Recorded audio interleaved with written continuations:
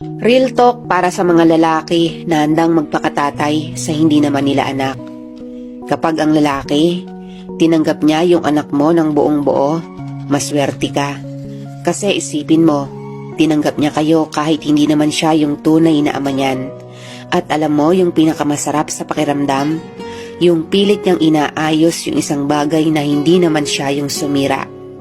Pero kapag ang lalaki naman nagpapakatatay sa anak ng iba, pero sa sarili nilang anak ay hindi, malas mo.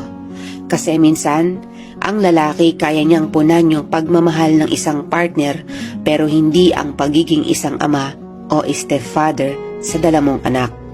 Masakit na katotohanan pero nangyayari talaga yan.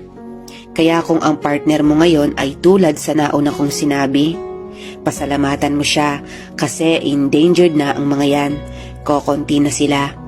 Yung kaya kang tanggapin at handang magpakatatay sa hindi naman niya anak. Yung handa kang mahalin at hindi ipaparamdam sa'yo na ikaw lang ang mahalaga sa kanya. Dahil alam nyo, mararamdaman nyo naman yun eh. At alam ko, mas mamahalin nyo sila kapag isasama niya sa priority ng buhay niya ang anak mo o ang mga anak mo.